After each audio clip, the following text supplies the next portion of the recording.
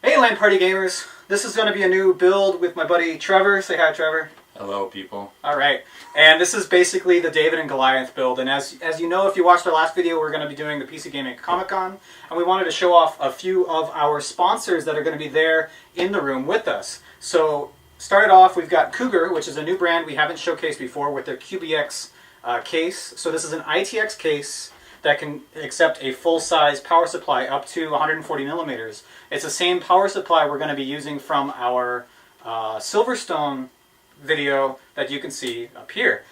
So we've got an 850 watt, 140 millimeter PSU that we'll be showing off. We've got a ITX EVGA H370 motherboard, going to be paired with, we've got 16 gigs of XPG DDR4, an 8700 non-K. We're not going to do any overclocking because everything's so fast these days, especially in a small case. Yeah. And we've got, this was my idea, this is a Fire CUDA SSHD.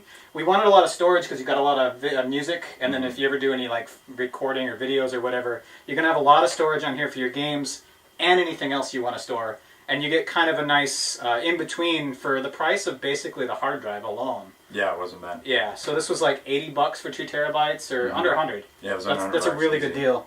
And then to top all that off, the 1080 Ti. So this thing should be able to fit everything we listed here in this small cube form factor to replace this old Goliath that we've got here, which I think it's an old AMD, some kind of Phenom processor. It had two GTX 560 Ti's, and if we're lucky, it can play PUBG at like 34 FPS on ultra low. Maybe. So we're going to go from seeing what we can do with dual 560 Ti's in an old AMD rig to a single 1080 Ti and an i7 rig, and just see how much smaller we've gotten in the last 8 years or so till now. So I'm excited to get started. You ready? Yep. Let's do it. Let's do it. Falling, falling, falling, falling, falling, falling,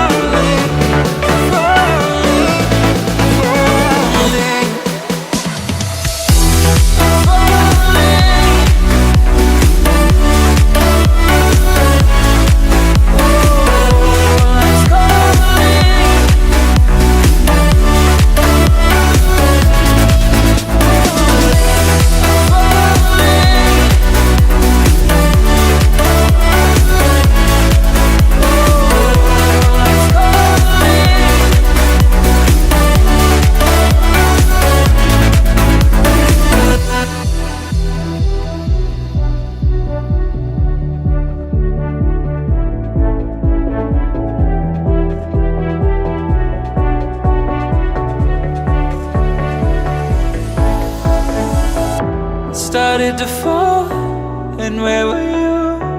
How could I know you were falling too? Grabbing the wind, cutting my skin, but it's hard because I'm falling. Tell me why I'm falling. Oh, life's calling, but it's hard because I'm falling.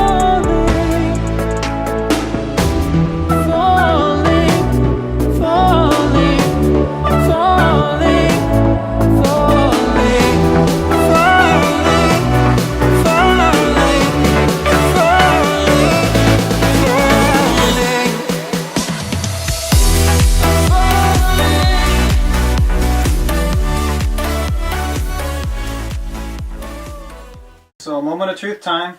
See if it turns on. Hit the button.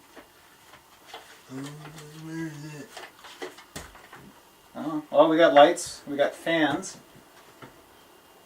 Oh, good sign. Will it boot into Windows?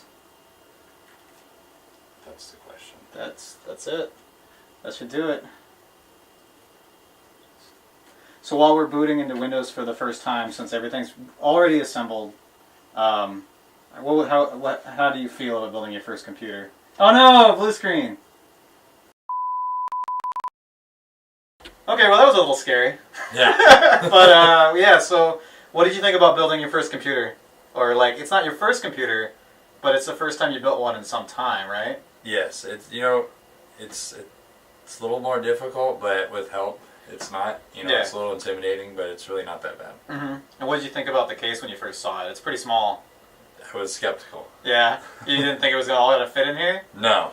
It was definitely, there were some challenges because I thought we could use any old power supply, Yeah. and we realized that after we bought A little too that big. EVGA one, it has to be 140 millimeters or shorter. Yeah. So what did we find? This was at Fry's.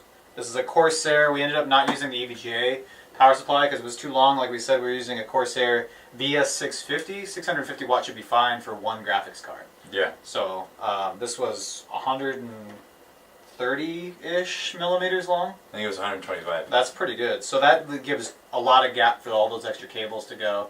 Definitely the room that you needed. Yeah, and we did a pretty good job of finding the cable routes to go behind the motherboard and like routing this thing. It has surprisingly high amount of room on the other side to hide a bunch of cables. Yeah, access panel and then just And garbage dump. Exactly. It's almost just a shame that this is vented on this side, so you can't just hide all your crap back here. People can see it. Yeah. So we put some extra zip ties on the back side of the case to make it look nice. So we're going to be seeing this hopefully at some lands coming up, right? I would hope You so. finally come out to some. Now that you have a system that's not this big. I can be proud of. Yeah, that doesn't fall apart when you lift it. So That too. So yeah, just bear that in mind. It's not obviously listed when you buy this case on Newegg or like Amazon or whatever that it says it's advertised as taking a full-size ATX power supply, but in reality it doesn't. It takes a full width and height ATX power supply, but length is limited to 140 millimeters. And the one we got had a 140 millimeter fan on the side. Yeah, that didn't work. And that obviously wasn't the right thing to get. So get something that is at least 140 millimeters or shorter. And this one isn't even modular, but all the cables route around, and there's plenty of space to tuck them away in front of the graphics card. So once we'll be excited to see how well it does. Obviously, it's going to do better than the old computer, which was getting like 30, 35 FPS in PUBG. I think we tested this one out before we had to reinstall Windows, and then we were getting 144 FPS at 1080p, which will go really nice because you got a 144 hertz monitor now. Yeah. So it's perfect. That's like dead on. So you're not wasting anything. Can't go wrong with that. So cool.